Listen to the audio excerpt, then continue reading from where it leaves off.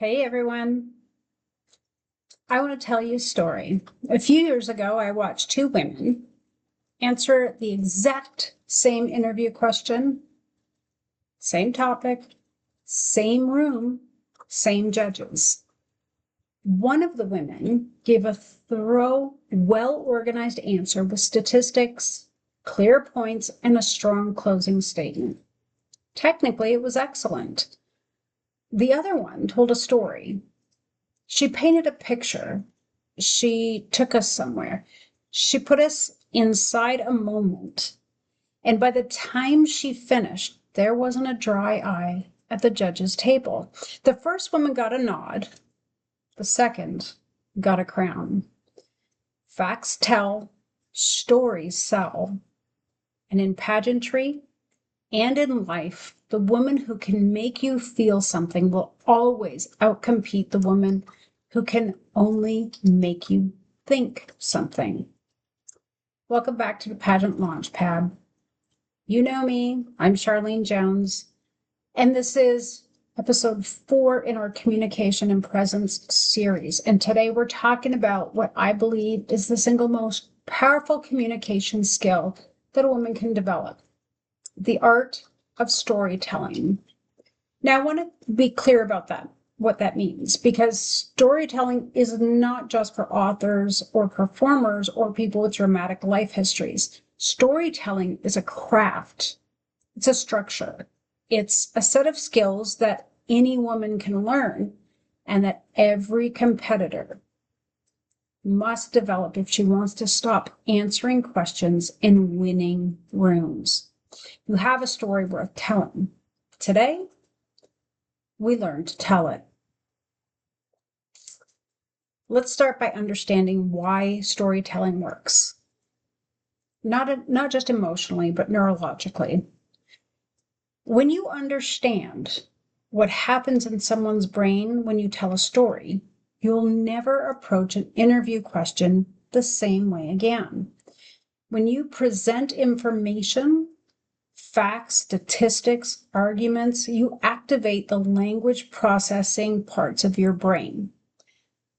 The person in front of you listens, they process it, they evaluate it, they stay at a cognitive distance.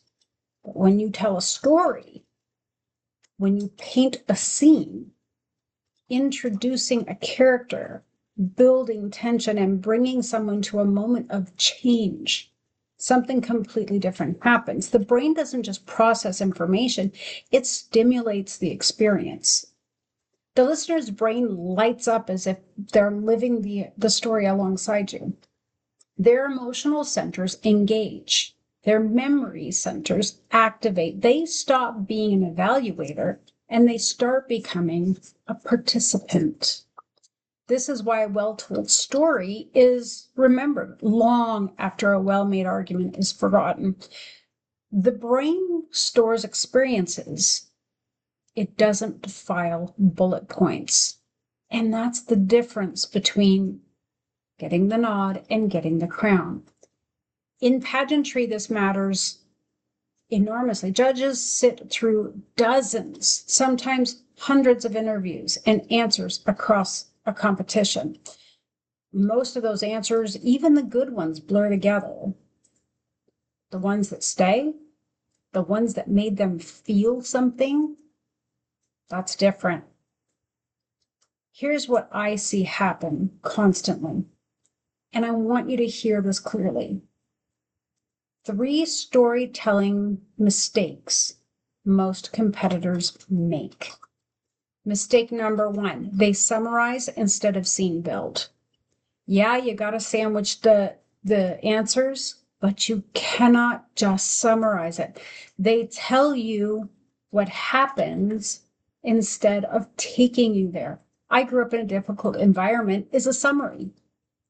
When I was 9, I sat on the kitchen floor and I watched my mother pack a bag. That's a scene. Mistake number 2, they skip the struggle. They jump from the problem straight to the solution because vulnerability feels risky. The struggle is where the audience finds themselves in your story. Without it, there's no connection. And that's what you need with a judge. That's what you need with a potential employer. Only a testimonial. That's all you're going to have. Mistake number 3, they lose the point. They tell a compelling story that wanders and never lands. Great storytelling is specific at the scene level and clear at the meaning level. If the listener can't tell you in one sentence what your story was about, it didn't land. Today, we're going to try to fix all 3 of those things. Let's build your story the right way. I want to give you a framework that I call story architecture. 6 elements that when you build with them intentionally, create a story that does exactly what you need it to do in a competition setting. Let's go through each one. Element number 1, the anchor.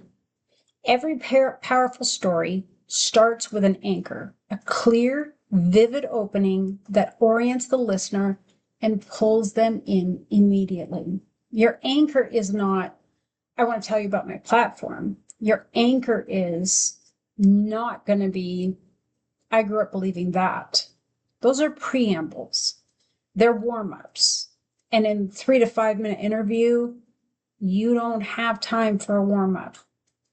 Your anchor drops the listener directly into the moment. Let me give you an example. A weak anchor is, my platform is about mental health awareness, and I've been passionate about this topic for many years because of my personal experiences in my family. That's not a strong anchor. A strong anchor sounds like, it was 2 a.m. when my phone rang. It was my sister. And I knew from the sound of her voice that something had broken. The anchor doesn't explain it. It just begins it. The listener is already in the story before they even realize it. Your anchor should be 1 to 3 sentences. It should place us in a specific time, specific place, or an emotional moment. And it should create a question in the listener's mind. A small tension that makes them want to know what happens next. Element number 2, the world. After your anchor, you want to build what I call the world, a brief establishing of context that helps the listener understand where they are and who is in this story. It's not a lengthy backstory. It's not your biography. It's 2 or 3 details carefully chosen that create the texture of the moment and help the listener feel oriented. Think about what a skilled novelist does. In the first paragraph of a chapter, they don't give you everything. They give you just enough, a detail of light, a sound, a feeling in the air to make you feel like you're there. In your interview answer, you might spend 15 to 20 seconds building that world. That's it. But those 15 seconds make the next 3 minutes land completely different. Specificity is the secret ingredient. Not a small town, but a town of 400 people where everyone knew my name. Not, I was young, but I was 11 and I thought I already understood everything. Specific details create emotional access. Element number 3, the disruption. Every story that moves people has a disruption. The moment when something changed, when the world of the story shifted, when the character, you, came up against something that couldn't be ignored. The disruption is not always dramatic. It doesn't have to be a tragedy or a crisis. It can be a quiet moment of clarity, a conversation that reframed everything, a loss, a decision, a realization. But there must be one, because without disruption, there is no story. There's only a description. Here's where I see women pull back. Because the disruption often lives in the most vulnerable part of your story, the part you've learned to gloss over, the part they've been told or you have been told is too much. I want to give you permission to go there, not recklessly, but with intention. Go there, though. Because that's where your story becomes everyone's story. That's where a judge stops being a judge and becomes a human sitting across from another human. Now, the disruption test. Ask yourself, in my story, what is the moment everything changed? If you can't identify that moment in one sentence, your story doesn't have a disruption yet. Find it, name it, put it in the story. Disruption is where the audience finds you. Before the disruption, you're a character in a setting. After it, you're a person they care about. Let's talk about element 4, the struggle. This is the element most women skip, and the one that makes the biggest difference.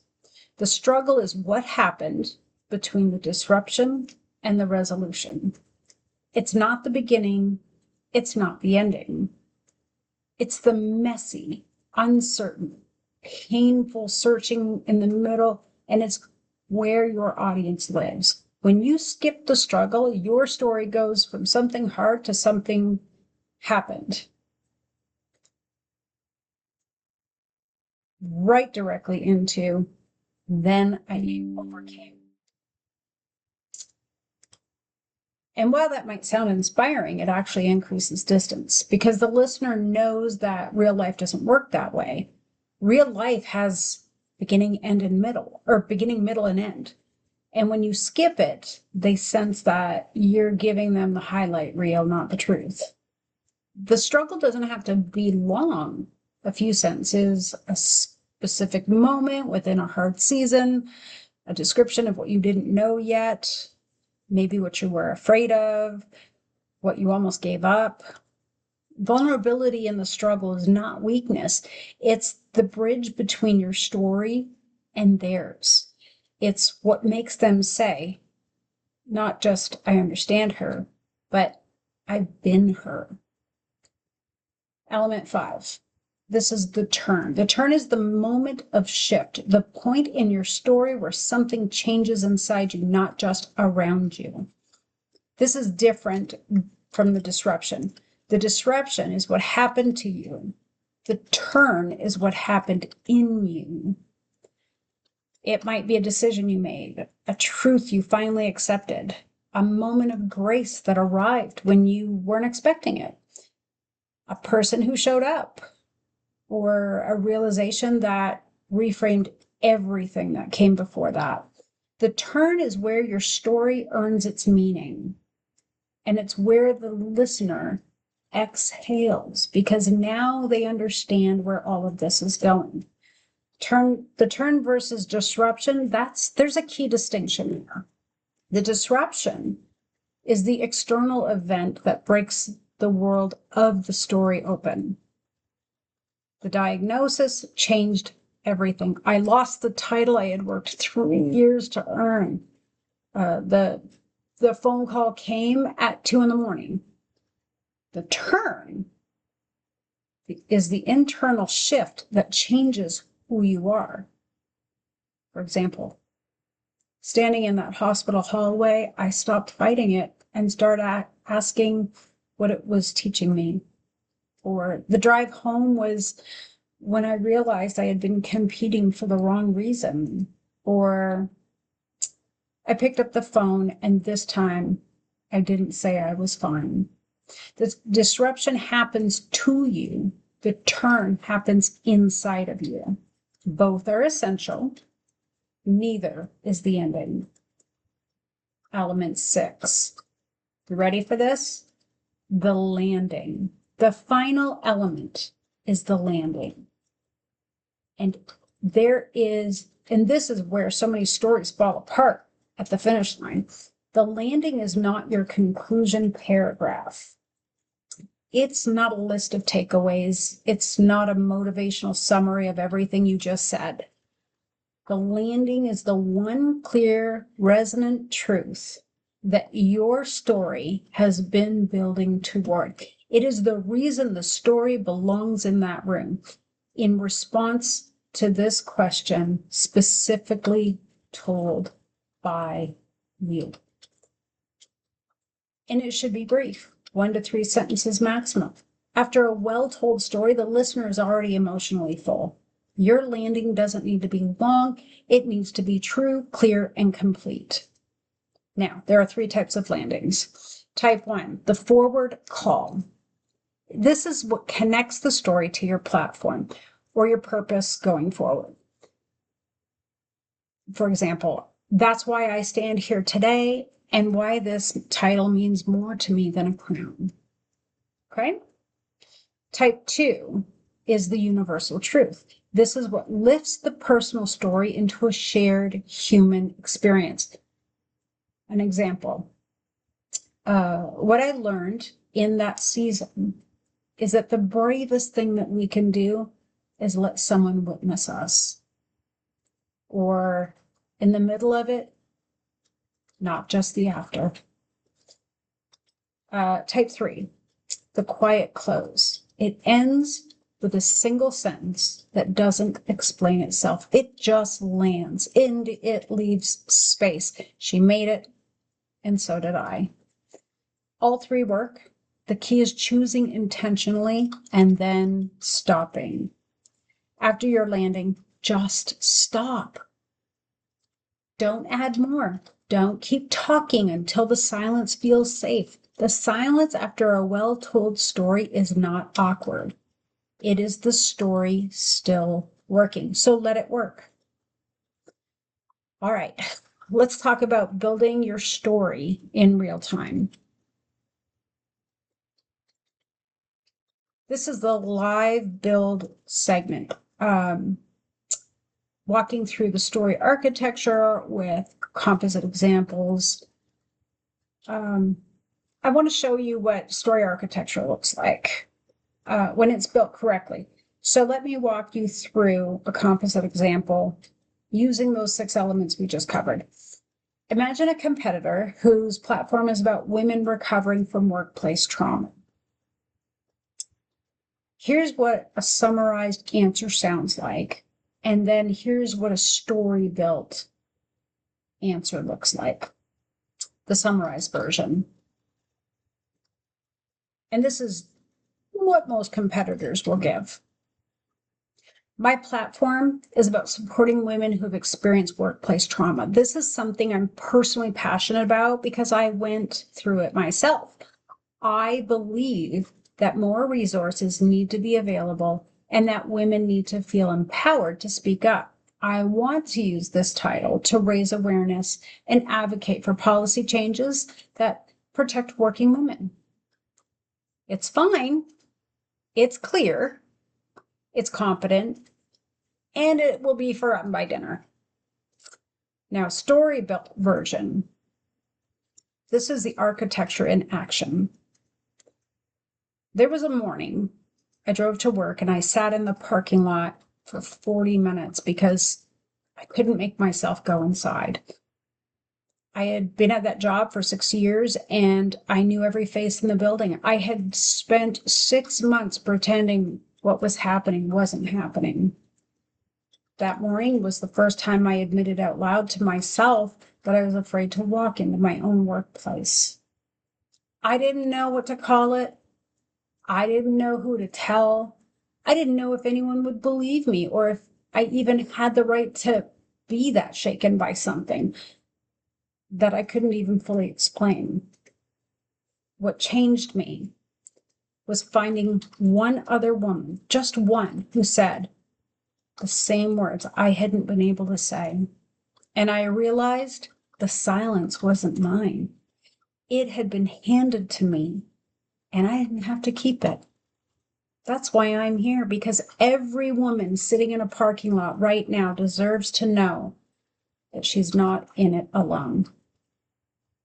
Same platform, same topic, completely different experience for the listener. The first answer informs them. The second answer changes them, even a little, even for a moment. That is the difference between an answer that gets a nod and a story that gets a crown. Now I want you to think about your own story, your platform story, your personal intro, whatever answer you've been rehearsing. Run through it with this, using the 6 elements mentally right now. Here's your story architecture self-check. The anchor. Does your story drop directly into a moment, or does it begin with an explanation? Think about that for a moment. Element 2, the world. Have you given 2 or 3 specific details that create texture and place?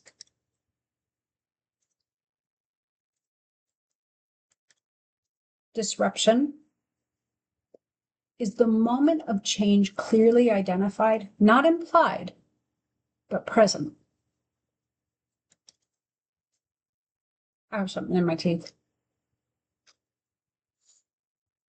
Now the struggle. Have you let the listener into the middle or jumped from problem to resolution? The struggle has to be there. All that messy middle, it's there for a reason. The turn. Is there a moment of internal shift? Do we know what changed inside you, not just around you, inside you? And then we have the landing. Does your story end with one clear, resonant truth and then stop? If any of those boxes feels empty, that's your work this week. Don't try to fix them all at once. Pick the weakest one and build it. Before we close, I want to make sure that you know that a story architecture works across all 3 of the primary storytelling moments in pageantry, and each one has its own nuance. When you're asked to introduce yourself, most women give a biography: name, hometown, career, family, title. Instead, anchor in the one thing about yourself that no one else in the room can say. And let that be the through line of your intro. The goal is not to tell them everything about you. The goal is to make them want to know more. Your personal introduction should leave a question in the room, not close one. Your platform story is your most important story, and often your most rehearsed one, which means it's also your most dangerous one. The platform story has to be told as if it happened yesterday, even if you've told it 1,000 times. The moment you start narrating your own life from the outside is the moment the listener disconnects. Go back to your origin every single time, that specific moment, that sensory detail. Let yourself be back there, and then tell it from the inside. Tell it from the experience, not above it. The onstage story. The onstage question gives you 30 to 60 seconds in most formats, and a story in 60 seconds is actually a very specific, powerful art form. For the onstage micro story, use a compressed version of story architecture. And here's the 60-second formula for that. Number 1, anchor. 1 sentence, drop it directly into a moment. 2, disruption. 1 to 2 sentences, name what changed or what you faced. 3, 1 sentence, what shifted inside you. 4, landing. 1 sentence, the one truth this story earns.